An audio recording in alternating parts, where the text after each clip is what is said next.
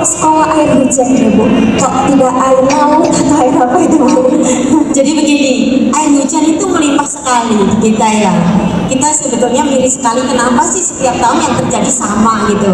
Jadi ketika hujan sebentar di mana-mana banjir, di mana-mana genangan. Tapi begitu memasuki kemarau tidak berapa lama di mana-mana diikuti kekeringan dan semakin kesini semakin meluas. Artinya ada sesuatu nih yang perlu kita pikirkan, ada sesuatu yang belum benar cara kita berpikir, akhirnya bertindak pun kurang benar. Artinya kita belum memanfaatkan dan mengoptimalkan sumber air dari langit ini secara maksimal mungkin, karena disinilah masyarakat belum tahu pentingnya itu. Kemudian kami membuka sekolah namanya sekolah air hujan, bisa ngobrol bareng, sharing bareng di situ, semuanya terkait dengan air hujan gitu. Oke, baik. Waduh, ternyata di sini selain kita tahu dari alam, untuk pelestarian alam, ternyata air hujan juga sangat bermanfaat. Sangat-sangat, dan nanti ketika kita manfaatkan air hujan ini banyak masalah selesai, dimulai dari banjir, kekeringan, dan yang lebih tepatnya lagi bagaimana kita membangun pribadi-pribadi masyarakat ini yang kemudian mereka sebagai pribadi penyelesai masalah, bukan bagian dari masalah, dan secara tidak langsung ini juga menyelesaikan permasalahan sampah loh, yang kita saat ini menganggap sampah itu udah darurat banget gitu. Betul. Jadi selain dari aspek yang paling terpenting yaitu sampah, ternyata air juga menjadi suatu poin utama di bidang lingkungan ya Bu. Betul, dan itu hak paling mendasar, juga kebutuhan paling mendasar dalam hidup kita, karena tidak akan ada kehidupan tanpa air. Waduh, ini teman-teman juga akan setiap harinya juga mengkonsumsi air ya Bu ya. Bahwa sekarang kan kita musimnya musim kemarau, sebentar lagi semoga hujan ya. Kemarin sempat hujan Surabaya Bu, tapi masih salam aja sepertinya hujannya. Setelah itu iya, habis itu di DO lagi itu hujannya. Ya semoga setelah ini teman-teman bisa lebih tahu lagi. Nanti kita akan ulas lebih lanjut lagi bagaimana sih sekolah air hujan tersebut, dan bagaimana sih untuk pengelolaan air hujan semoga itu lebih bermanfaat nanti untuk teman-teman. Kita akan bahas lebih lanjut. Sebelumnya saya akan beralih ke narasumber kita yang kedua ini. Ada Ibu Ratias KMMM dari Analisis Kesehatan Dinas Kesehatan Jawa Timur. Oke, boleh Ibu kenalan terlebih dahulu? Terima kasih. Assalamualaikum warahmatullahi wabarakatuh. Alhamdulillah kita bisa bertemu di sini ya, berkumpul dengan anak-anak muda supaya kita tetap muda begitu ya. Saya sejak 1 November ini sudah guna dari Dinas Kesehatan Provinsi Jawa Timur. Kebetulan latar belakang kami juga di kesehatan lingkungan, dan kami juga mengambil peningkatan di kesehatan lingkungan. Terkait dengan air, tadi Bu Sri Wahyuni sudah menjelaskan bahwa kita tidak akan bisa hidup tanpa air. Itu memang benar sekali, di mana orang dewasa dalam tubuhnya itu mengandung 55-60% air orang dewasa. Pada anak-anak 65% kandungan airnya dalam tubuh, dan pada bayi lebih besar lagi yaitu 80%. Jadi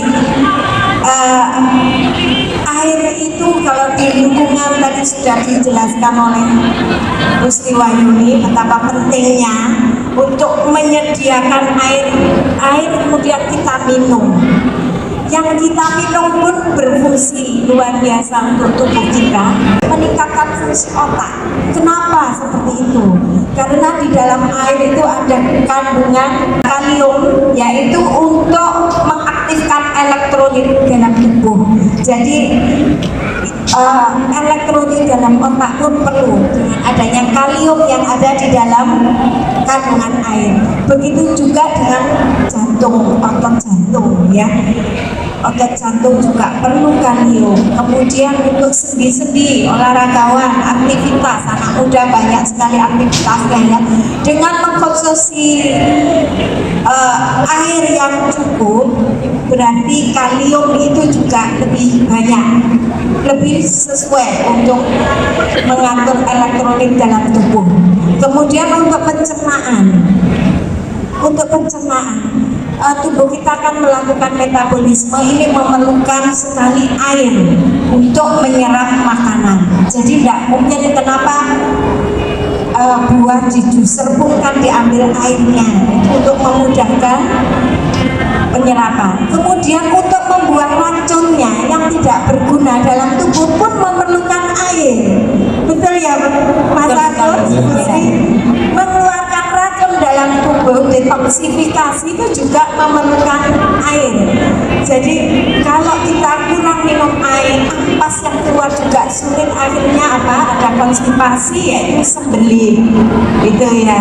Itu salah satu juga faktor kurang air.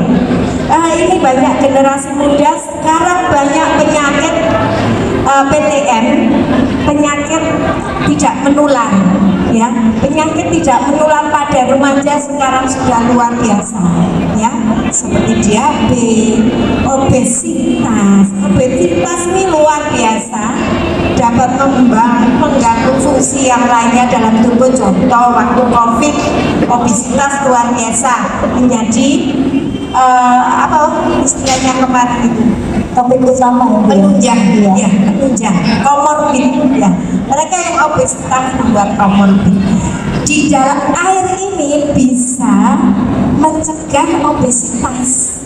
Jadi bagaimana caranya? Sebelum makan kita minum air dulu supaya karbo atau makanan yang lain tidak terlalu banyak masuk, sehingga kita sudah kenyang, tidak hanya karbonya saja tetapi sudah diganjel dengan air. Itu fungsi dalam arti memanajemen kegemukan, ya, berat badan itu bisa dengan mengkonsumsi air. Jadi itu hal-hal yang perlu diperhatikan, ya. Tadi pencernaan sudah, otak sudah, detox sudah, jantung sudah, apalagi ini yang kurang, sendi-sendi, seluruh sistem tubuh. Seluruh sistem tubuh, benar sekali Bu. Kalau onderdil mobil Bu, jika ada kerak-kerak di dalam tubuh mungkin bisa orol, disikat dan lain sebagainya. Tapi kalau onderdil manusia itu sudah bergerak, ngeroknya pakai apa itu kan? Yang pertama